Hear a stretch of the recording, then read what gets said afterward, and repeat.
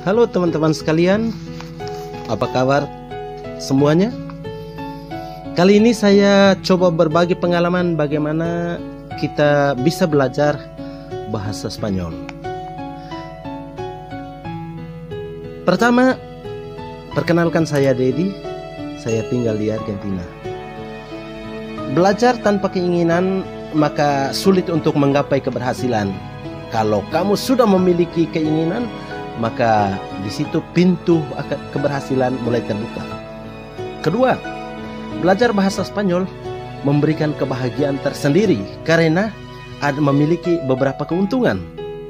Ketika kamu bisa berbahasa Spanyol, pertama kamu bisa berbicara dengan orang-orang dari kurang lebih 20 negara di dunia. Argentina, orang Spanyol, orang Meksiko, orang Chili, orang Uruguay, Paraguay, Bolivia, Kolombia, Panama, Kuba, dan sekian banyak. Ada kurang lebih 20 negara yang berbahasa Spanyol. Keuntungan kedua, ketika kamu tahu berbahasa Spanyol, bisa berbahasa Spanyol, maka kamu pun bisa mengerti dan bisa berbicara dua bahasa lain, yakni bahasa Portugis dan bahasa Italia. Maka jangan tanggung-tanggung, jangan cemas. Kita coba berbagi pengalaman. Bahasa Spanyol itu enak karena seni bahasanya, lalu ritmenya, melodi bahasanya sangat indah. Gaya berbicaranya pun sangat berbeda dibandingkan dengan bahasa Indonesia atau bahasa lain. Bahasa Spanyol itu sangat indah. Kalau untuk orang Spanyol, mereka menyebutnya sebagai bahasa Spanyol. Tetapi kami di wilayah sini di Argentina, kami menyebutnya sebagai bahasa Castellano. Pada saat ini saya mengajak kalian semua untuk belajar tentang tulisan dan bacaan. Bagaimana menulis, bagaimana membaca dalam bahasa Spanyol. Huruf dalam bahasa Spanyol itu hampir sama dengan jumlah huruf Indonesia. Keseluruhannya 26 huruf. Cuman ada beberapa perbedaan, ada beberapa huruf tambahan seperti CH, double L, N-nya. Kita di sana cuman mengenal huruf N, sementara mereka memiliki huruf yang lain N-nya. Lalu double R. Cara membaca bahasa Spanyol itu hampir sama dengan cara membaca dalam bahasa Indonesia. Tetapi ada beberapa perbedaan atau pengecualian dari beberapa huruf. Huruf-huruf konsonan misalnya dibaca sama seperti cara kita membaca dalam bahasa Indonesia, kecuali beberapa huruf, tergantung huruf vokal yang diikutinya. Lalu huruf-huruf vokal juga memiliki cara yang sama, hampir sama dengan cara membaca dalam bahasa Indonesia, kecuali tergantung huruf konsonan yang mendahuluinya. Maka untuk itu saya boleh mengatakan bahwa belajar bahasa Spanyol itu enak. Jangan takut, jangan malu, jangan cemas. Pertama, kita mulai dengan huruf C. Ingat teman-teman, bahwa jumlah huruf dalam bahasa Spanyol itu 26. Cuman ada tambahan lain di luar huruf itu. Hampir sama kan dengan bahasa Indonesia. Maka kita mulai dari huruf C. Huruf C itu dibaca seperti C dengan bunyi S dalam bahasa Indonesia. C. Kalau huruf C itu diikuti oleh huruf vokal E, maka bunyinya C. Kalau diikuti oleh huruf vokal I, maka dibaca Si. Tetapi kalau C itu diikuti oleh huruf vokal A, O, dan U, maka itu dibaca seperti huruf K dalam bahasa Indonesia. Maka KA jadinya K, CO jadinya Ko, CU jadinya Ku. Begitu. Gampang kan? Lalu kalau ada huruf C yang double, biasanya ada C lalu diikuti C lagi, maka huruf C yang pertama akan berbunyi seperti atau seolah-olah huruf K. Maka kedua huruf itu akan dibaca hampir seperti bunyi S. Oke? Jadi di sini saya akan tunjukkan kamu contoh kata-kata dalam bahasa Spanyol yang diikuti oleh C, yang diikuti oleh E, C yang diikuti oleh I, C yang diikuti oleh huruf O, A, dan I. Yuk kita belajar. Yuk kita lanjutkan dengan bagian pengucapan huruf C. Contoh CE dan CI. Celosa, ditulis celosa. Cementerio, cine, cerca.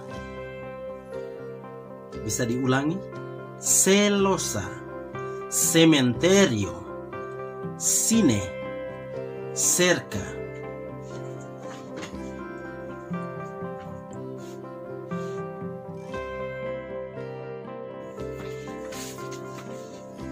Yuk teman-teman, kita lanjutkan bagian pengucapan huruf C. CE dan CI.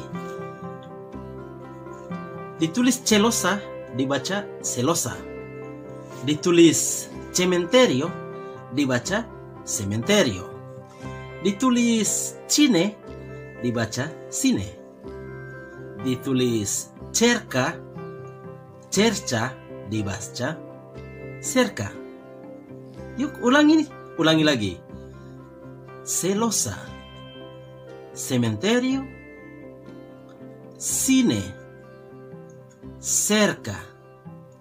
Sehingga mulai sekarang teman-teman, apalagi kita orang Indonesia suka sekali, ada orang yang suka menggabungkan bahasa Indonesia dengan bahasa asing. Daripada menyebut dalam bahasa Inggris, maka kamu bisa bilang, saya celosa, saya iri sama kamu, saya celosa. Kita lanjut pada bagian berikut, huruf CH. Huruf ini dibaca sama seperti huruf C di Indonesia. Sama seperti huruf C dalam bahasa Indonesia. Contoh, chaleco ditulis C H A L C O, dibaca chaleco. Yuk lihat yang di sini. Lalu dibilang chica, C H I C A, cica dalam bahasa Indonesia. Maka kita sebut chica. Chico untuk anak muda, Chico. Lalu choque, cau, campu, cupete. Yuk, ada di sini artinya. Lihat kan?